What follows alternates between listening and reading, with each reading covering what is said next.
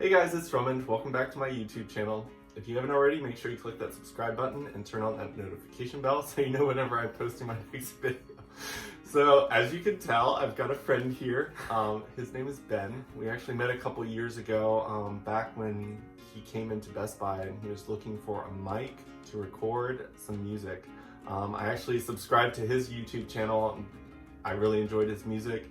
He's definitely grown a lot since then, and that's what we're kind of here to talk about.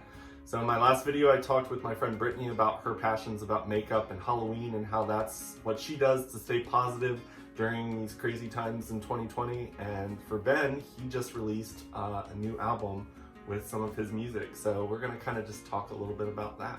So what inspired you to do music? In general? Yeah. It's like a lot. Yeah? It's kind of a bit. It's just I don't want to make your video boring. That's like the... No, it won't be boring.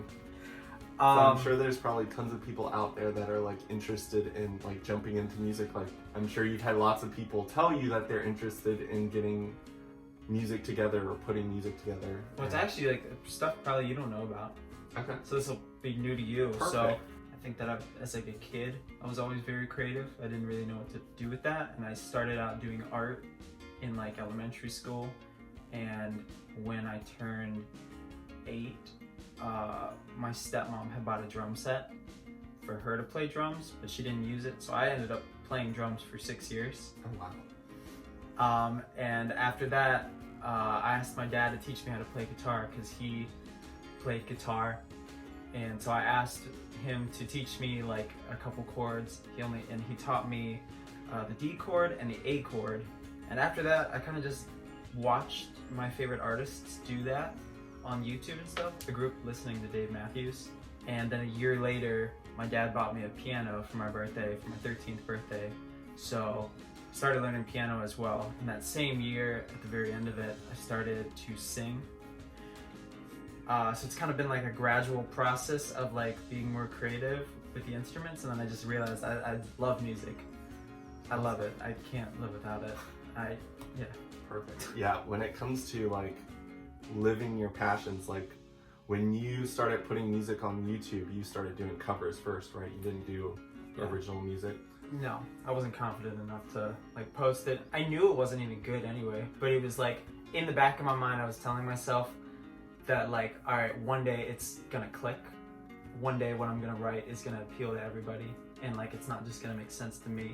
I know that the first song that I saw was the one that you did that was a cover of Shawn Mendes' song, Stitches. So that was the first one I saw when I looked you up on YouTube.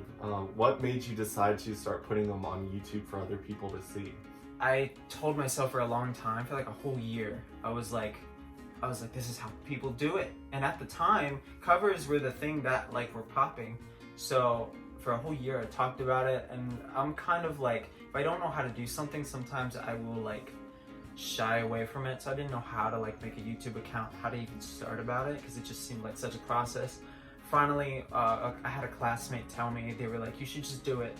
You should do it, you shouldn't care. Like you shouldn't let anything hold you back. You should just like do it, and once you do it, you won't look back. Now you kind of use other avenues for your music. I do, but yeah, at the time, that's kind of what I thought was the smartest to help gain traction. And then during that time, I'd write originals. I wouldn't put them out because I didn't know how. I didn't really know what went into a song as well. So like gradually through posting covers and stuff, my music started getting better, you know, as anybody does when they stay consistent at a craft. Yeah, I would say like one thing I've noticed is I cringe when I look at old YouTube videos that I've created. My first YouTube channel, thankfully, is like no longer on the internet, so those videos were horrible. People liked the content, and I stopped for a while.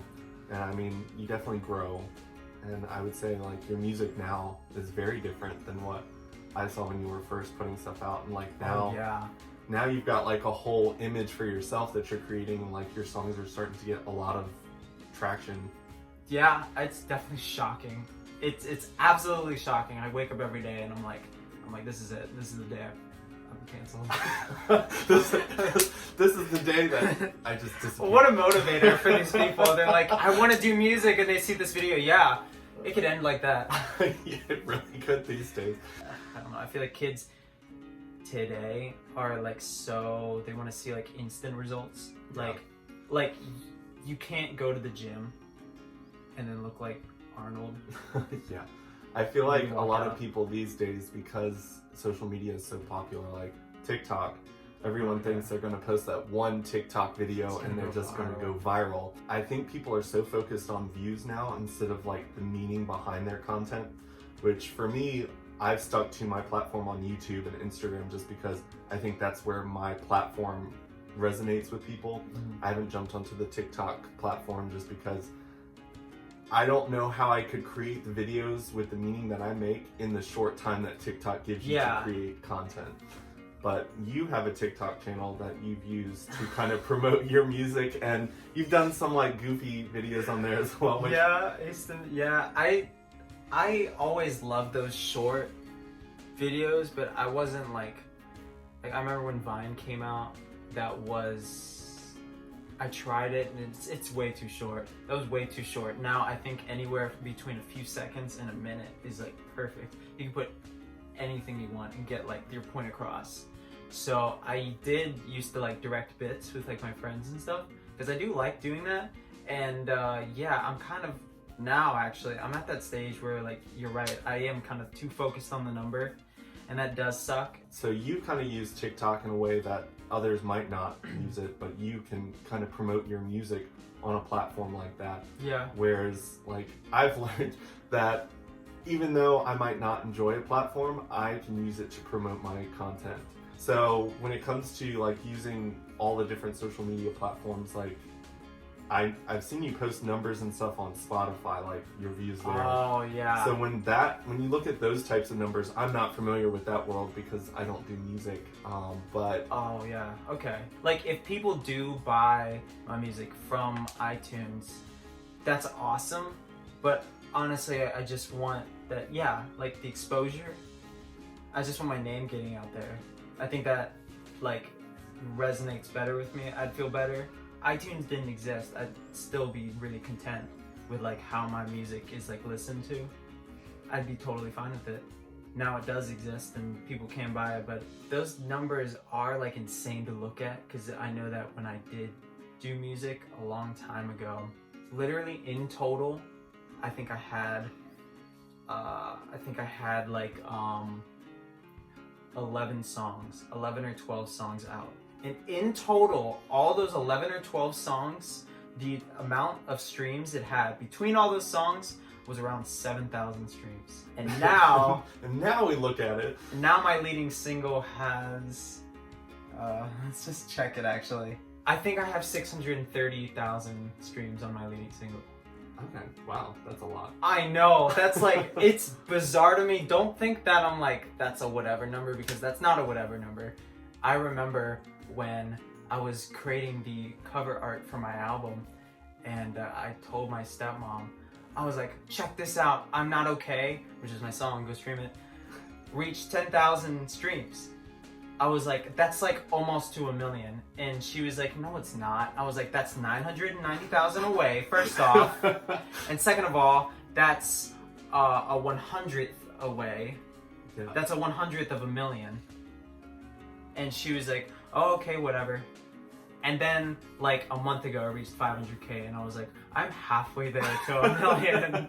Check this out. And she was like, oh, okay, I guess you're right. Out of all your songs, I know that when it comes to like the videos that I've created, like I will put a lot of work into a video and then it doesn't get as many views as I was hoping. And then I make a really goofy, stupid video that I could care less about. And then that's the one that goes viral. That's what blows my mind too. Is there a song that is on your new album that you put out that you wish got more attention? Dang, I'm sorry. I feel like you asked that question. You asked it well, but it was like I was like looking down at my phone. I was like, I want to look like that. I'm like not, because that's the one time I pulled out my phone during all this, and I don't want it to look like I'm just on my phone. I have definitely put a lot more work into other songs than well, actually, I feel like I'm Not Okay was very important, and I'm actually glad that one blew up how it did, because The reason I kind of wrote this album was because of my breakup. It really broke me, and I could not write anything. And that was the first thing I wrote, actually, back in September. I'm Not Okay was the first song I wrote after the breakup. That's all I could manage to get out. It was really painful, and I still didn't even feel good afterwards. It didn't even feel like therapeutic or like anything like fulfilling after doing that. And I got my vocals laid down on the song like near the end of September. So this song has been through like a storm to get to where it's at. And he sent me the stem, and I laid my vocals down on it, and then I got my producer who I work with, her name's Alicia, she's awesome. I got her to mix and master it, and I didn't think anything of it because that song was planned to be like a last song on the album. I didn't plan for that song to be what it was now. And it just skyrocketed. I just think it really resonated with people. It was really sad. It's like, I know like one of my favorite things to do is to listen to sad music, because it's like each sad song has like a new point of view or like perspective on like sadness, and I'm like, what's like a more creative way to look at sadness? Like, how can you interpret it in like another different way? Because like, you know, there's like a universal way, and then there's like very specific ways to interpret it depending on like, you know, like just who you are as a person. Everybody takes things in different. The song that was named Hannah, like my little sister was in a relationship with a girl named Hannah, and like she listened to that song and she related to it in the way of her going through her own breakup. Yeah. And yours was about your breakup, and it was just like another artist. I was watching a live podcast, and she was talking about how she believes that her music has a meaning to her, but once she releases it into the world, like it achieves thousands more meanings, because once a person hears those lyrics, it's like it means something to them that is different than what it meant to you when you wrote it. So I think that's really cool that music can kind of transform and change its message depending on who's listening to it. That's like the point. That's really like the point of my music. I want it to resonate with people. I want to like, I don't know, build a sad community. I want to build a community of sad people. No, so we but can I mean, all be sad together. That, I mean, in a way, that's kind of true, but like, not really. Like, I want to show people, like, yeah, the music's really sad, and it all came from real experiences. But I want to like, the message I want to get across is that I want you to look at me now, and then I want you to listen to the music and be like, holy crap, he was hurt. He was hurt so bad when he like wrote these, but he seems so much better now, which I am a whole lot better now. And like, I feel like people try to like create this like perfect image of like having your crap together, when that's never gonna happen, by the way. That's completely not real. You're never gonna have everything perfect.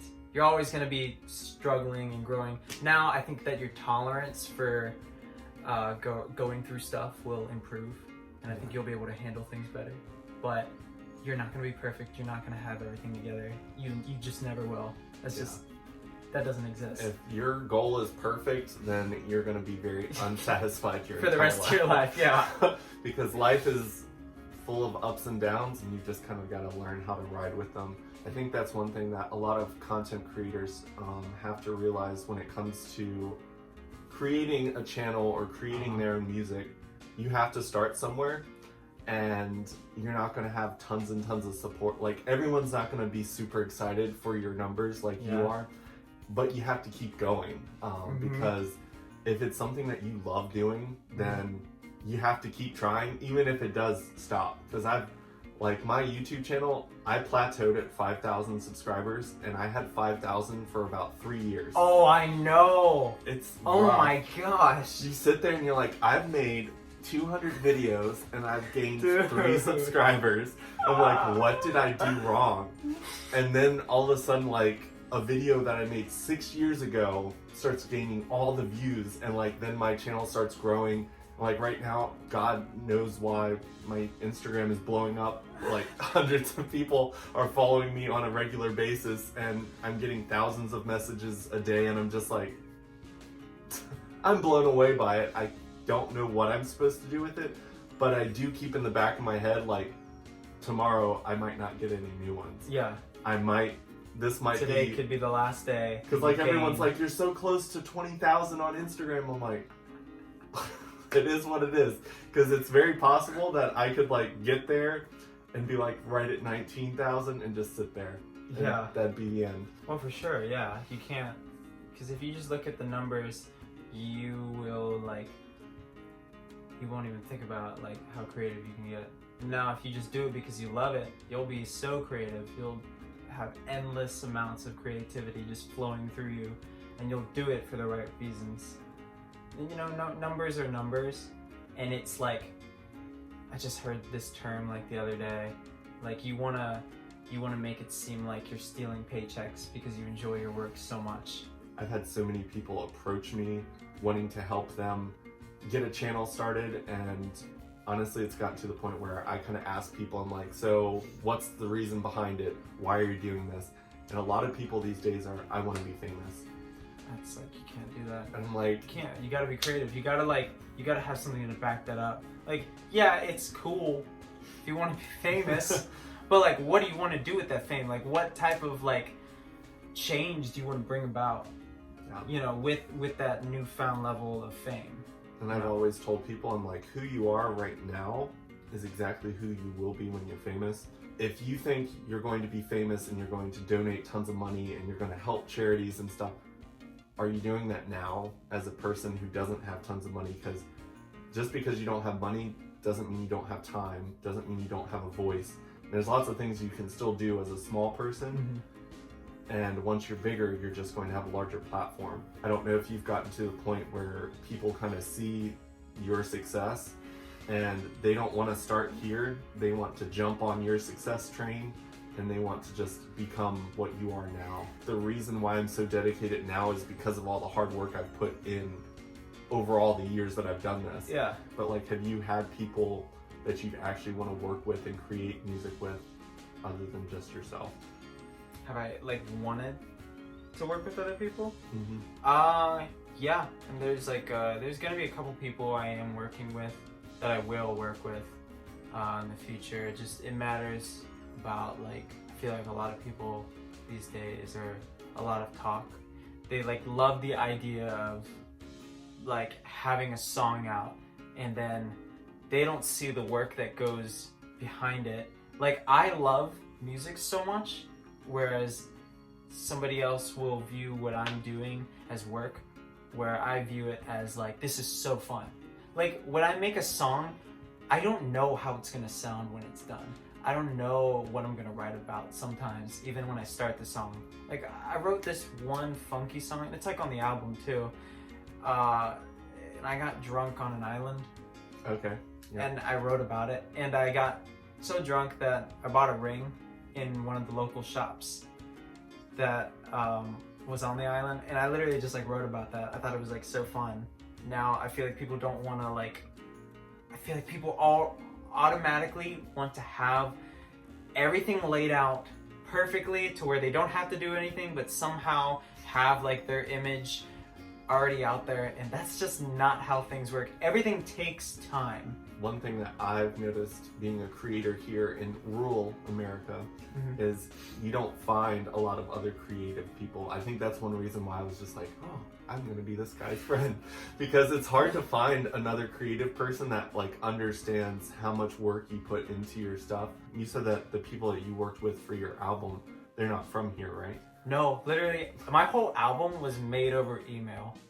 Pretty much. I mean, and like literally, like if this is not a motivator, pretty much my whole album came from GarageBand. Okay. Like, if you tell somebody that who works in the industry you made an album on GarageBand, they'll laugh in your face. They'll tell you to like get out of here. And now, thank God, I upgraded to Logic, so my stuff is a lot more high quality. The future stuff that I am working on now. At the time, my producer, her name's Alicia.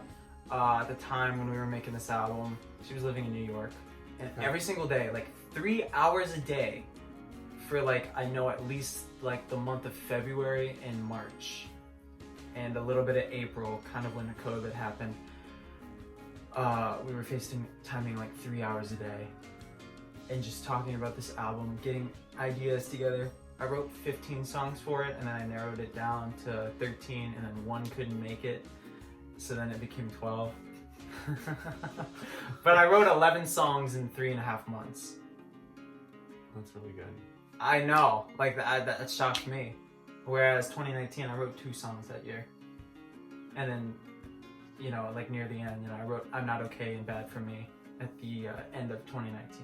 And then it got published. I'm definitely going to leave the links for his stuff down below, so definitely check that stuff out, you guys. It's on Apple Music, it's on Spotify. It's everywhere. It's on 150 plus platforms. There you go. So definitely go check his stuff out, and I will see you guys next time. Bye. Bye.